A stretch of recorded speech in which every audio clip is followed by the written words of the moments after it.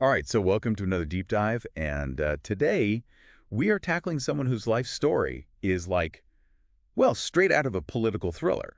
Oh, yeah. Benjamin Netanyahu, Israel's longest serving prime minister. Wow. You sent over this YouTube video from Novolectio. It's called Chi è Benjamin Netanyahu, la storia del primo ministro più duraturo di Israele. Okay. And it is just packed with details about his journey, his ideology, and like how he shaped the whole Israeli-Palestinian conflict.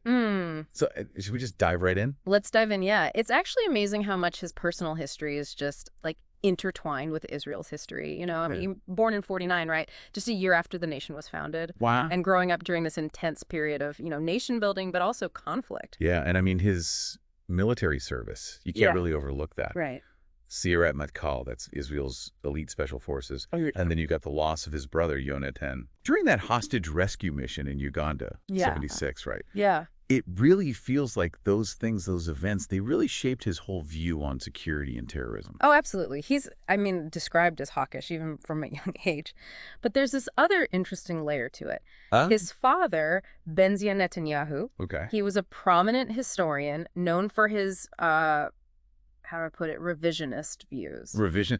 So, like, he's challenging, like, the accepted history? Exactly. Benzian, he argued for this, like greater Israel, Oh, you're Israel. encompassing territories beyond like the current borders, including the West Bank, Wow. even parts of Jordan. Now, while Benjamin Netanyahu, he hasn't like fully embraced those specific territorial claims, you can definitely see his father's ideology kind of echoing in his political career. It's so fascinating how, like, a family's intellectual, like, tradition can shape a future leader. Yeah. It's really, really interesting. Speaking of early insights, the video, it digs up this amazing footage from 1978, That's American television program, Yeah. and a young Netanyahu's there, Really? but using a pseudonym, Ben Nite.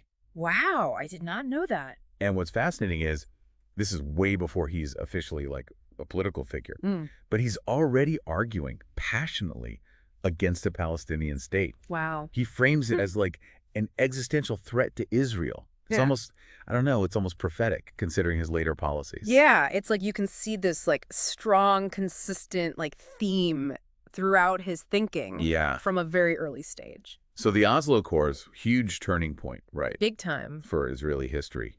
How did Netanyahu, who's like rising in politics at this point, how does he handle that period? Well, the Oslo Accords, signed in the 90s, aimed for this two-state solution, Right. but they also sparked like fierce opposition within Israel. I can imagine. And Netanyahu, being the astute politician he is, he kind of capitalized on that wave of dissent, becomes the leader of the Likud party, vehemently opposed to the accords, accused Prime Minister Yitzhak Rabin of betraying Israel's security. Right.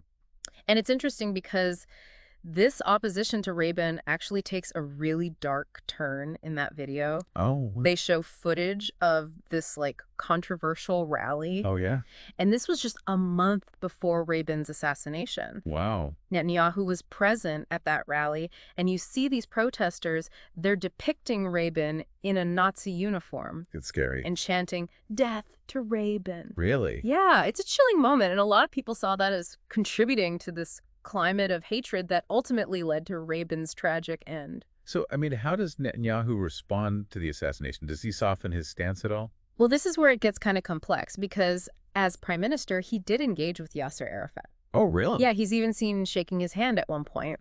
A lot of people saw that as a sign of pragmatism, But while he took part in the negotiations, his approach, it was always cautious. Very minimal concessions. It was like he was walking this tightrope between engaging with the peace process, but also safeguarding his core beliefs. So he's already becoming the King Bibi that the video kind of portrays. This like shrewd, almost indispensable leader. Absolutely. And from the late 90s to the early 2000s, he really solidified that image. But then in 2009, there's this seemingly major shift during a speech at Bar Ilan University. Oh, yeah. He appears to accept, like, the possibility of a Palestinian state. Wow. So was that a genuine change or was it just like political maneuvering? That is the question, and it's still debated today. Some people saw it as a breakthrough, while others, they remained skeptical. They pointed to the strict conditions that he attached to the idea, and, as we'll explore more just a decade later, he completely backtracks on this whole stance. So like the stage is set for this rightward turn in Israeli politics. with Netanyahu at the helm. I'm really curious to hear more about that shift. Where do we go from here? Yeah, you're right to kind of focus on that rightward shift, because looking back now, that 2009 speech almost feels like, I don't know, like a blip on the radar Yeah. compared to what came next. Around 2015, there's this noticeable change in Israeli politics, Yeah. and Netanyahu is right at the center of it. The video really dives into all that, like Yeah. his coalition with, more right-wing parties, his rhetoric shifting, and then, of course, the corruption charges. Exactly, and it's crucial to note, regardless of whether those charges were, valid or not, they definitely played a role In what way? in pushing Netanyahu further down this path of consolidating power and, adopting a more, how do you say, combative stance. He very publicly denounced the charges, called it a witch hunt, Right. framed himself as a victim of political persecution. And then during all this, we see his attempts to, overhaul the judiciary, Right. giving Parliament more control over judicial appointments. I mean, that raised some serious red flags, right? Yeah, it did, especially among international observers and even within Israel. Yeah.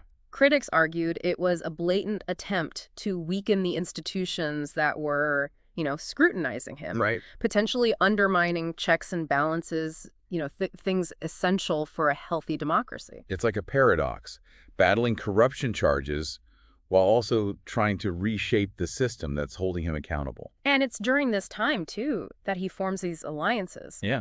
with incredibly controversial figures on the far right. The video mentions Bezalel Smotrich and Itamar Ben-Gvir. Exactly, those guys. Known for their extremist views, inflammatory rhetoric, the whole 9 yards. The video paints a pretty stark picture of them. I mean, Ben-Gvir, he's Minister of National Security now. Yeah. But he has a past conviction for inciting racism and terrorism. And Smotrich has made statements denying the existence of a Palestinian people. It's like adding them to his government just solidified that whole rightward shift. For sure, and it deepened concerns about where Israeli society was headed. But amidst all of this, the most intriguing part is how this shift is tied to his relationship with Hamas. It's interesting, right? Because it challenges that whole good guys versus bad guys narrative. Completely. If we just label Hamas as terrorist and leave it at that, we miss the nuances, the video highlights. What nuances? Some experts, former Israeli intelligence officials even, accuse Netanyahu of purposely making Hamas stronger. Okay, that seems counterintuitive. Why strengthen a group that, wants to destroy Israel? The argument is that a stronger Hamas weakens the Palestinian Authority. The more moderate faction? With Mahmoud Abbas. Right. It's like a divide and conquer strategy. Yeah. Prevents a unified Palestinian front, which makes a two-state solution even harder to achieve. I mean, if you think back to our discussion about Netanyahu's early views and him backtracking on the Palestinian state, it kind of fits a pattern. It does, doesn't it? The video even mentions a quote from Netanyahu in 2019. Oh, yeah? He allegedly said that anyone who wants to prevent a Palestinian state must support strengthening Hamas. Wow, if that quote is accurate, it really backs up that whole theory. But, I mean, of course, Netanyahu denies it all. Of course. Claims any interaction is purely for humanitarian reasons. Allowing Qatar to send aid money to Gaza. Which, on the surface, seems reasonable. Right, but critics argue that this aid, while it's needed, helps Hamas maintain its control. It's a classic he said, she said. Hard to figure out the truth. But regardless of his intentions, things in Gaza exploded into war in October 2023. Devastating conflict, terrible consequences. Yeah. And this war, it put Netanyahu in the spotlight internationally. He faced a lot of criticism for how he handled it, right? Yeah, and the humanitarian crisis. Plus, the video mentions the International Criminal Court Oh, right. issuing an arrest warrant for him, Yeah. accusing him of crimes against humanity. Yeah, not something you see every day, a sitting world leader facing charges like that. It's a big deal, a reminder of how serious things are. So, I mean, how did he respond to these accusations? As you might expect, he denied any wrongdoing, claimed it was all politically motivated. The video notes how he compared himself to, Churchill and Roosevelt, Wow. framed the Gaza conflict as a necessary fight against terrorism, drew parallels to the Allied struggle against Nazi Germany. That's a powerful analogy to use. Very powerful, but it also got a lot of pushback. Yeah, I can imagine. Many saw it as a way to deflect responsibility, silence legitimate criticism, and even potentially, exploit historical trauma for political gain. So we're looking at a leader who's increasingly isolated globally, facing war crimes allegations, tangled up in domestic politics, and deeply committed to this right-wing ideology that sees compromise as weakness. It's a lot to process. It really is. And as we get towards the end of our deep dive here, we need to remember this isn't just about Netanyahu the individual. It's about understanding how his actions, his policies have shaped the whole region.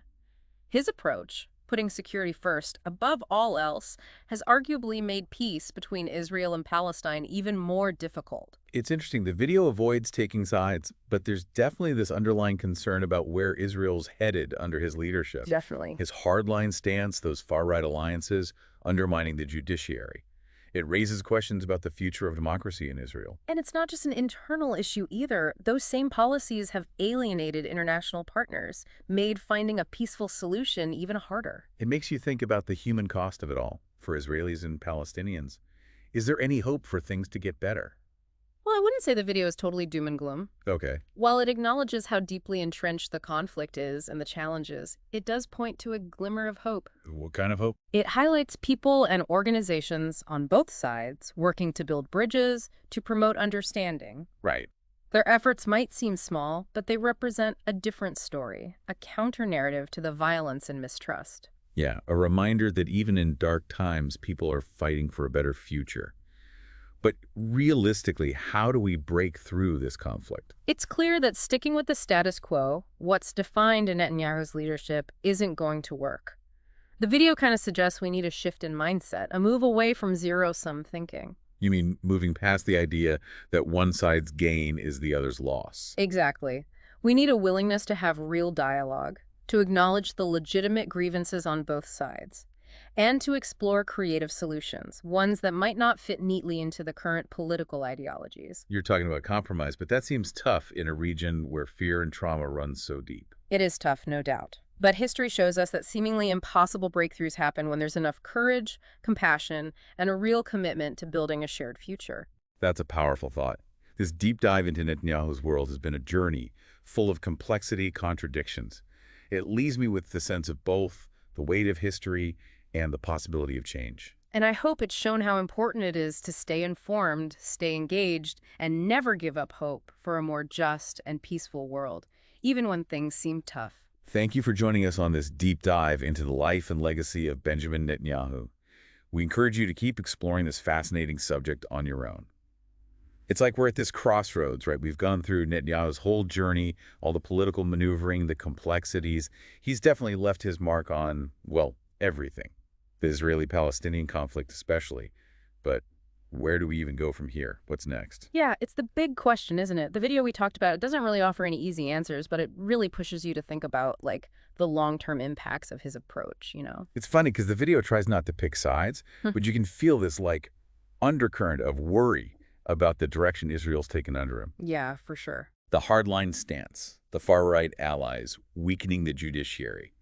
It raises questions about democracy in Israel, its future. And it's not just an internal thing. Those same policies have, pushed away international partners, made finding a peaceful solution even harder. It makes you think about the people caught in the middle, Israelis, Palestinians. Is there even a chance for a better future? Well, I wouldn't say the video is all doom and gloom. Okay, good. While it's realistic about the conflict, the challenges, it does point to, like, a glimmer of hope. What kind of hope? Give me some good news. It shows those individuals, organizations on both sides working to, build bridges, promoting understanding. Yeah. Their efforts might seem small in the grand scheme of things, but they offer a different story, a counter-narrative to the cycle of violence and all that mistrust. It's good to remember that even when things are really rough, there are people out there trying to make things better. But being practical, how do we actually break through this conflict? What's the solution? It's clear that just sticking to the same old, what we've seen under Netanyahu, it's not going to work. The video suggests we need, like, a fundamental shift in thinking, moving away from that zero-sum game. So not thinking that if one side wins, the other automatically loses. Right. We need to be willing to actually talk, to recognize each other's issues and, come up with creative solutions, maybe ones that don't fit perfectly into the current political boxes. You're talking about compromise, but that seems almost impossible in a place where fear and trauma are so deeply rooted. It's hard, no doubt. But history shows us that even when things seem impossible, breakthroughs can happen. If there's enough courage, compassion, and, a real commitment to building a future together. That's a good point. This whole deep dive into Netanyahu's world, it's been a trip. Complexities, contradictions, everything. I'm left feeling, I don't know, the weight of history, but also this possibility for change. Yeah, and hopefully it's shown how important it is to stay informed, engaged, and never lose hope for a more just, peaceful world, even when it feels like a long shot. Thank you, everyone, for joining us on this deep dive into the life and legacy of Benjamin Netanyahu. We encourage you to keep learning, keep exploring this fascinating topic on your own. Thanks for tuning in.